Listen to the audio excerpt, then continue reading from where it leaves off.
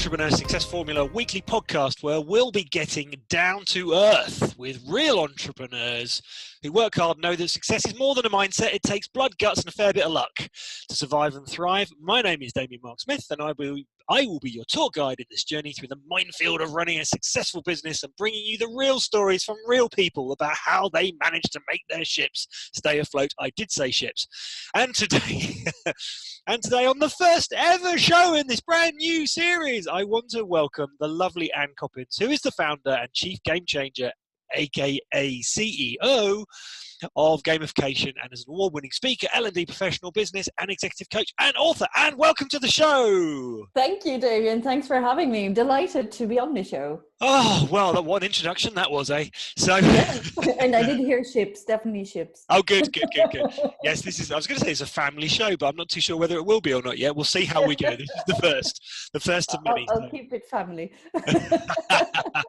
So we're going to do a 20 to 30 minute maximum podcast here, and we are going to get through some really cool questions here, and we're going to find out from a real entrepreneur, a real business owner, what it's like to keep your business afloat and what you do on a daily basis. So first of all, tell me a little bit about your business. Who are your customers? Yeah, so Gamification Nation is a design agency, and we do a lot of fun stuff for larger corporates and then smaller organizations. So we actually sort of flit around the whole spectrum of sizes of business. What they typically have in common, they want something innovative, something fun, either to engage their customers or to engage their employees. So that's sort of the people we're after. And you turn those into games? Games or experiences. So it can be a customer journey with, let's say, some game mechanics included in it, or it can be a full-blown game that people play to learn something, to do something in a different way. Fantastic. So your background was in coding? No, actually, I'm not a developer, would you believe? Wow. My background is actually, my first degree was marketing, then I went into change management. So I come actually from the psychology end into game design. And I was a trainer, coach, learning designer for years, and then added game design only in the last, I think it's now 7 years ago. Yeah. But actually, it's the game parts that always brought everything together for me. So whether I was a change management consultant, I used to have games that, got people around to new ways of doing stuff. So for me, it came natural. It's something I always wanted to do, in fairness. Fantastic. Oh, that's brilliant. And so who were your first customers? Oh, my very first customer was actually Adidas. So amazingly large, yeah, exactly. Amazingly large corporate. And they heard me speak. So I was already evangelizing about gamification for some time. And they met me at a conference, invited me to go into their tender process. And then after a number of pitches, we won the pitch. So fantastic. How did you get the speaking gig? Well, I was already a speaker before this business. So for me, it came quite natural. So I applied for speaking gigs. Sometimes they found me. The fact that I was blogging about gamification already put me on the radar of people. And then the fact that they also saw, oh, she's been on TV, she's done speaking gigs before, I think, sort of leveled the comfort a bit. And then fantastic. Being a female in the space also helps, I think. Yeah. How do you find the conferences and events that have the right subject matter for you? Amazing. They're a great lead source. So, I try and speak once a month at an event where there's people that are in decision-making positions. So for me, that's HR and learning as the most natural fit, or marketing. So if there's decision makers in the room, typically I walk out with one warm lead and then maybe 2 or 3 maybes for down the road. So for me, it's one of the best lead gen strategies. And how do you find the events? Well, they vary from great to death by PowerPoint. I mean, how So, do you find them? How do you actually oh, find how do them? I find them? Sorry. How were they for you? No, how do you find Uh, them? I find them really differing. But well, there's some I knew of because I was already in that space. So Yeah. I come from the learning space into developing solutions for learning. So I knew a lot of them. I knew some of the organizers, so I spoke to them, contacted them. And now I just keep on the radar, but a lot of it at this stage, 7 years in, is they contact me, they find me. So I get asked at least 3 or 4 times a month to take part in all sorts of conferences and events. And some of them I turn down because they're totally not my audience. But then, I mean, if they are fit and, you know, the deal's right, and then we go for it. Fantastic. Do you get paid for those? Sometimes yes, sometimes no. Excellent. So it And yeah, really varies. just as a tip for some listeners and watchers, because we're going on YouTube as well as iTunes. There is I use Speaker Hub. Speaker Hub's a good source for finding events, and it's good actually if you sign up as the gold or silver member. You can actually get pretty much all the events that they have, which are then shown to people, and then just literally get the details from those events. And there's also a global conferences network, which I will put the link in the show notes. So Awesome. I'll be what looking has that up. yeah, absolutely. And also on LinkedIn, obviously, if you use the search function on LinkedIn to find, events organizers, events planners in the right industry, you can use something called Lead Connect, which is in my Entrepreneur Success Formula course. Awesome. And I should just say, if you come on this show, you get that as a gift. I know, it's an amazing gift. I'm really grateful. So thank you. I wasn't expecting that. So that's a That's nice my bonus. pleasure. So yes, so using Lead Connect, you can set up an autoresponder sequence in Lead Connect. You can find the right types of people that you want to link to and send out an autoresponder sequence. And it could be something like linking to a show reel, sending them to your blogs, and then asking them to set up a Calendly link. So, Anne, what has been the biggest mental challenge you've had to overcome as an entrepreneur? Ooh. I suppose a little bit, I think, what a lot of women entrepreneurs suffer with, and maybe some guys too, a bit of imposter syndrome. So thinking, am I good enough to spread my message, and what on earth have I got to give that people want to listen to? So definitely that has been, and I suppose in some ways it continues to niggle at you at different levels. Is you hit through the first level of that sort of imposter feeling, and you say, well, I'm going to go and do it anyway. And then there's another level that comes in, well, possibly you can't do that. Who would possibly buy a book by you? Who would possibly buy a course by you? So there's, and why would they pay you that much for consulting? So there's always a different level. So what I'm uncovering is that like an onion that keeps going. Yeah, that you have to keep sort of motivating yourself to sort of push through and go for it. Because in the end of the day, if you want to be successful in your business, it's important to just keep breaking the onion, Absolutely. I love that. What a great bit of advice. So actually coming back to your first customer as well, because you said that it was Adidas. I found certainly when I started coaching, 8 years ago, 9 years ago now, that, when you get your first customer, you just think, oh my God, I better not tell them they're my first customer. And then they have a really good experience and they go, oh, that was really good. Can I recommend you to a friend? And you're like, really? You would do that for me? Exactly. And I mean, they were a dream to work with. They were a fantastic project team and a fantastic organization. So as a first customer, I couldn't have wished for anything better. That's not bad, is it? That's not bad at all. Okay, so if you had to start over again from scratch, what's the one thing you would do differently? I probably would go quicker to hire people in, and also not hold back as much, because I know I did very much acquire a customer, deliver, then acquire a new one. So I very much compartmentalized everything. So if I was going to do it again, I would make sure that there was a good pipeline and a solid pipeline, because we've been going sort of up and down. And then one of the things I have, I suppose, is a reluctance to hire, because if I don't have enough pipeline, I can't guarantee that there are going to be jobs. So therefore, I don't hire, which means I'm the stumbling block to deliver. So, I mean, there's a whole messy, I suppose, relationship there. But, if I was going to do it differently, is hire sooner, hire more, fire quicker as well, because I've hired some wrong ones and that didn't help, was costly. So yeah. So everyone listening will be going, the Faminal Feast. The Faminal Feast. Yes. Yeah, and that was nothing to do with economy or anything else. It was purely to do with effort, because I know if I push it, I can get more. Have you got, I mean, I know you said you talked about the speaking, which I think is really, really useful, and I know that helps me too. Have you got some marketing tip that you could share, which helps you keep your funnel filled up? Yeah.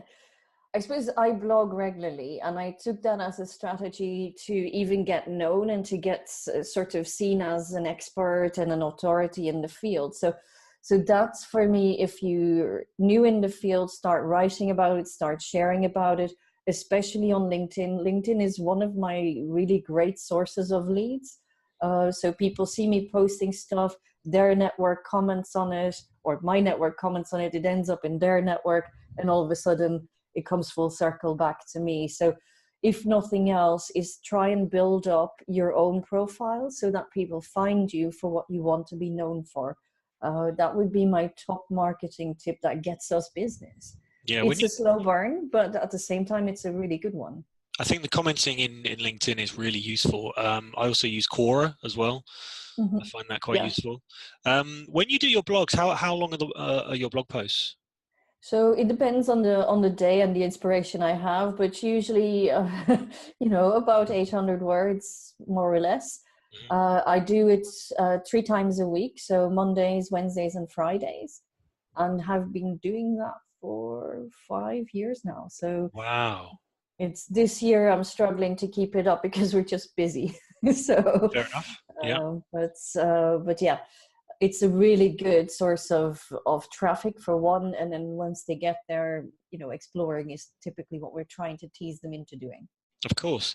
Now, when you put on your post that you're a published author, yes, I was really excited about that because obviously I encourage people to write books. What's the name of your book? Yes, I have 4. So there's a few to choose from. One I wrote when I was finishing my career in the coaching business was leading the boss in the mirror. So basically, the boss in the mirror is probably your worst boss ever. And how you can manage the boss in the mirror. So that was one. And then gamification in business, which I did for Bookboon. That's an ebook which is very much an introduction to what is gamification, how does it work. And currently I'm working on my next one, which is Winning at the Infinite Game of Learning, which are all examples and methodologies around implementing gamification in the learning space, where it is very topical. And then my previous one was around crowdfunding and crowdsourcing ideas. So tapping into the crowd was the name, and it was, creating an advantage from the inside out. So basically, tapping into the common knowledge that you have within your organization, using it to great effect to improve your organization internally, but also towards the customer. So. Okay, that's good. Now I'm gonna either come across as really stupid here, or this could be a useful tip, because I couldn't find the links to your books on your LinkedIn profile, and I went to search on Amazon and I couldn't find them there either. And you didn't have an author page, and I thought, okay, I didn't make one. So just to let you know that because that to me was really interesting, and I also couldn't find a show reel for you on your LinkedIn page as well. So I will be updating that very shortly. Well, it sounds like you don't need to, which is good. But yeah, well, maybe not. Maybe I do. But I did at some point write an author page on Amazon, so I'm not sure why that's no longer there. The book should still be available, but I'll investigate with the publishers as well why it's not there. Mm-hmm. But yeah, I had some of them on LinkedIn as well, so it's amazing. Okay. And the other piece of advice for other people out there is you put your show reel on YouTube, Wistia, and Vimeo. Okay, all 3. I probably have it on Vimeo, but not the rest. There's a number of reasons which we won't go into on this one, but there is actually a very interesting podcast with a guy called Sam Harris. It's the latest one that he's done. if you look at it on iTunes, and he talks to the guy who was good friends with Mark Zuckerberg and has just written a book basically saying how Facebook is really not going in the right direction at the moment. And it's an incredibly interesting podcast into how Google and Facebook and Amazon are using your data without your permission and selling your data onto marketers. And in fact, there's one part of it which is actually very scary when they're talking about the algorithms that they've got, which will actually track how your hand is using the mouse, will be able to tell you whether you have Parkinson's and pass that information on to your insurance company before you even know about it or get a diagnosis. It's scary stuff. But that is scary. That is scary. I mean, Facebook, for all that it's brought as good things originally, has been known. But I mean, it's fascinating though that the big ones don't get wrapped on the knuckles more, because Facebook is the only one getting it at the moment. But Google and Amazon and all the rest of them are just as guilty. Yeah. Okay, what's the one piece of advice you would give to a young entrepreneur starting out today in the current climate? And of course, we have to mention Brexit here, I guess. Yeah. I guess you do. I mean, don't let Brexit stop you is the first thing. If you have a good idea, test it out with people that are in your target audience. Don't get discouraged by your family and friends who think you're talking nonsense. Because I know when I first started this business, my parents for ages were asking me, what on earth are you doing? And what does that do? And in games? And I was like, don't worry about it. It's making money. It's all right, So, but, ask your target audience if they think it will fly, but go for it. I mean, I think it takes a certain bit of grit to go with it and to stick with it. But at the same time, it's probably one of the most rewarding things you'd ever do. Yeah, I totally agree with that. And what's the best piece of advice you've ever been given by someone else, whether it was a mentor or a coach or? Actually, a mentor, and it was Keith Cunningham, who I met at a training event, and he had an approach to stay in the line, and he sort of described it as, all of us entrepreneurs have this shiny object approach. So here's the next shiny object, there's the next shiny object. And in fact, only allow yourself to step out of the line or out of the focus line you're on and stick with what you're doing for 90% of the time, and only allow 10% of stepping out and going after shiny new things. And I think that really stuck with me for ages. I mean, probably is advice from the early 2000s. So that I even remember it is, is kind of critical. But I mean, it makes sense because so many people flit from one idea to the next, to the next, to the next. And it's hard for your target audience to understand why you should be known for one thing if next week you're doing something else. Yeah. They're way slower in adapting to new things than you are. So even though I'm talking about gamification for probably 10 years now, it's now that people are starting to buy it in bulk. So, which took a long time, and for me, it was like, why doesn't everybody know this already? Well, they don't move as fast. That's a wonderful piece of advice. I love that. Thank you. And if you're in charge of UK business right now, what legislation would you introduce to help small businesses? Ooh. Well, I would actually make it easier to do business because there's an awful lot of red tape. I mean, trying to get your head around VAT, EORIs when you're sending products elsewhere. I mean, it should be one-stop shop somewhere that fixes it all for you so you can stay within the law easily. I actually think the legislation is not always the problem. I also think the banking system is a problem, where banks don't necessarily support small businesses. They say they do, but when you look for something, it's not really the case. And for future reference, and actually for my current lifestyle, I like to travel. And I can't just bring my business along. I have to be registered and listed as living in one country in order to do a business. I'd like to be country agnostic. I'm still happy to pay tax into, let's say, a European fund or, a global fund that distributes it to businesses worldwide then. but I mean, that's maybe utopia. But, for me, having to be forced to be tied to one location and to have to consistently prove, you live in the UK, so you can do business in the UK, that's fine. But I also like to travel and like to be free of that. And if I move, I lose business in the UK because I'm not listed there. So it's complex. So go with the people, because people are moving on. Legislation is not. Fantastic. And finally, what are your plans for the future? What are you doing apart from lots of speaking? Lots of speaking. Well, growing the business. So we're on a big ramp up for the business. One of my targets is to hit through the 1 million barrier. So far, we've not done 1 million in turnover yet, but it's now within reach. So that's my big goal. But to do that, I need a bigger team. So we're building a team, and we're looking for some investment for some platform projects we have in mind. So yeah, we're going bigger. We're keeping global. So we've never intended to be small, just UK. So we always intended to be more than that. Fantastic. Well, listen, I mean, I hope that someone listening to this might well be listening to you and listening to what you said and going, you know what, I'd really like to work with you or for you. And as a result would get in contact. So how can they get in contact with you? Yeah, so actually easy to find. My name is an original one. So An Coppens, you Google that, I should come up. I even have a Wikipedia page, would you believe? And the website for the company is gamificationnation.com. So you'll find me there, but also on Twitter, on LinkedIn. So I'm at gamificationnat on Twitter, and I'm on LinkedIn under my own name, the business name. So yeah, that's probably the easiest routes to find me. Fantastic. Well, I'll put your contact details in the show notes, Anne.